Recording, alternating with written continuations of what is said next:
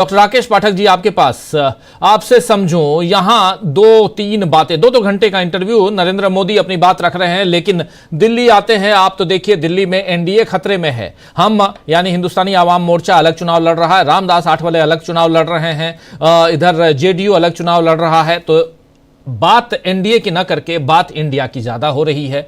दूसरी तरफ आप देख लीजिए कि उधर नीतीश कुमार का जो चल रहा है, खिचड़ी जो पक रही है वो पक ही रही है बिहार में, और लगातार हमलावर हैं नीतीश कुमार के ऊपर तेजस्वी यादव। पूरा का पूरा अगर देखा जाए, और इन सब के बीच नरेंद्र मोदी का सो कॉल्ड पॉडकास्ट, कैसे देखा जाए पूरे, अगर इस पूरे बंच ऑफ पॉलिटिक्स को देखा जाए तो कैसे देखते हैं? देखिए, इस समय भारत की राजनीति करवट बदल रही है। दिल्ली का अभी जो चुनाव होने वाला है उसको लेकर, और बहुत जल्द इस साल के आखिर से पहले बिहार में भी चुनाव होता है। नरेंद्र मोदी की नजर दिल्ली पर ज्यादा है, पटना उसके बाद है। यद्यपि दिल्ली से ज्यादा महत्वपूर्ण पटना है, क्योंकि बड़ा राज्य है बिहार।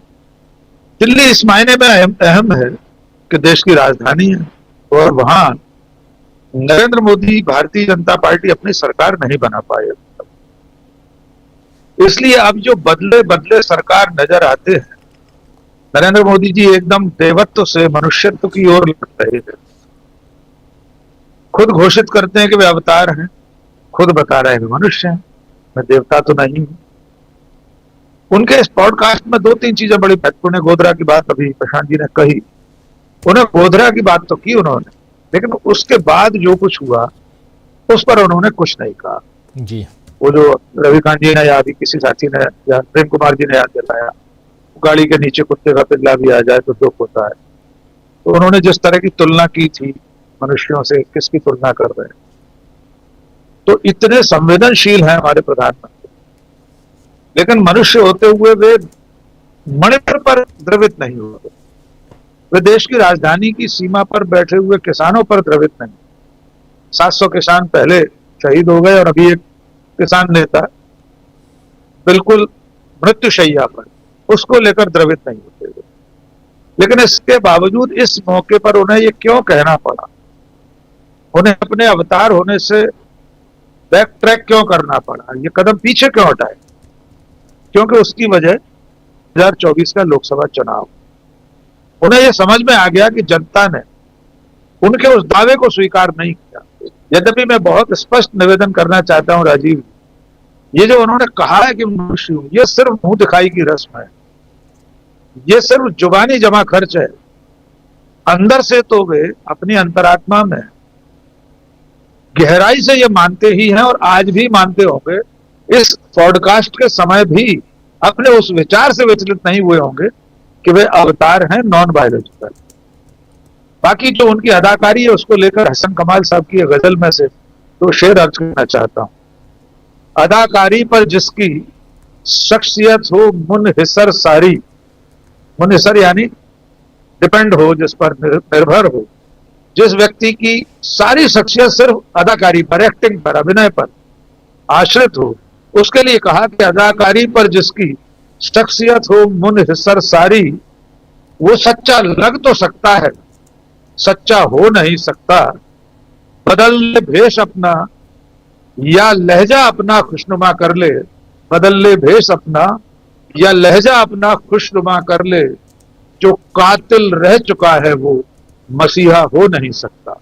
वाह। तो नरेंद्र मोदी जी आज की तारीख में खुद को कितना भी मनुष्य बताने की कोशिश करें, लेकिन उनकी पूरी अदाकारी अब फेल होती जा रही। इसमें एक कोण ये भी है राजीव कि जिन लोगों ने, उनके भक्तों ने, उनके अंध भक्तों ने उन्हें भगवान मान लिया था, ईश्वर मान लिया था, उनके मंदिर बन गए थे, मर्यादा पुरुषोत्तम श्री राम को उंगली पकड़कर महाकाय भीम का है नरेंद्र मोदी छोटे से भगवान राम को उंगली पकड़कर मंदिर में ले गए थे, उन भक्तों का क्या होगा? वे क्या, किस चीज पर भरोसा करेंगे? वे तो भगवान माने बैठे।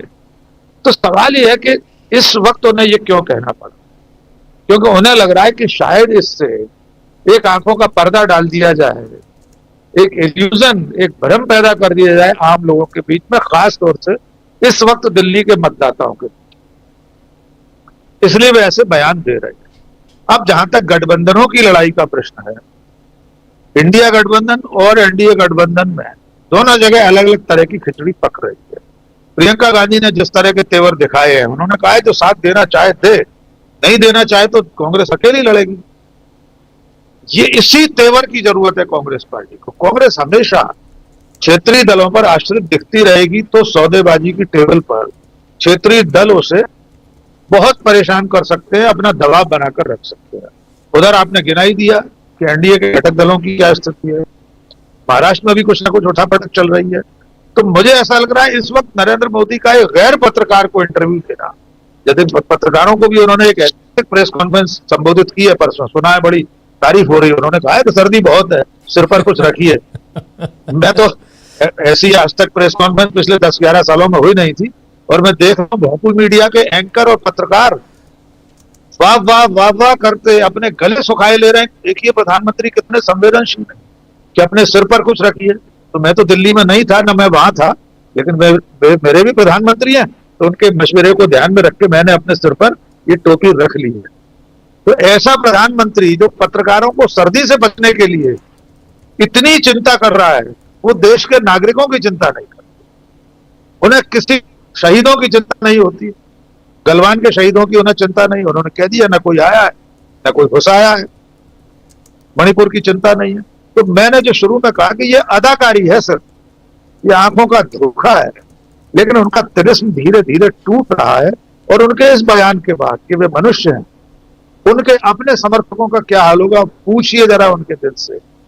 उनके अंध भक्तों के बीच भी उनका तिलिस्म धीरे धीरे बिखर रहा है। जी राजीव जी, बिल्कुल बिल्कुल आप सही कह रहे हैं। बहुत कुछ। और वो जो सो कॉल्ड इंटरव्यू पत्रकारों को जो उन्होंने दिया है, वो देखा मैं भी देखा। बहुत गदगद हैं सब। सर्दी के बारे में पूछ ली प्रधानमंत्री ने पत्रकारों से, और बिल्कुल बड़ी बात। और उसके बाद फिर थैंक्स कह रहे हैं कई बार, thanks sir, thanks Modi ji कह रहे हैं। खैर चलिए, खैर पत्रकारों का क्या हाल हो रखा है, क्या हाल बना रखा है, ये आप और हम सब अच्छी तरह से जानते हैं। खैर, लेकिन आगे बढ़ते हैं, चर्चा आगे बढ़ाते हैं। हमारे साथ 5 वरिष्ठ साथी हैं दोस्तों, आप देख रहे हैं, और आप तमाम साथी जो बाद में जुड़े हैं, आप सबका एक बार फिर स्वागत करता हूं, इस्तकबाल करता हूं। कई बार आप लोग भटक जाते हैं दोस्तों, थोड़ा भटकिए मत, थोड़ा पढ़िए लिखिए और थोड़ा गहराई में जाने की कोशिश कीजिए। और नहीं तो न्यूज़ पॉइंट में आप बैठते हैं, यहाँ बिल्कुल बिना लाग लपेट के बात टू दी पॉइंट हम करते हैं, नाम इसलिए न्यूज़ पॉइंट है। और बहुत महत्वपूर्ण है यहाँ पर समझना, जानना कि चल क्या रहा है, हकीकत क्या है। कई बार आप कहते हैं कि अभी हमारे साथी लोग, कई लोग कि शीश महल की चर्चा करें, और हम फालतू की चीज़ों में फंसना नहीं चाहते, और न ही अरविंद केजरीवाल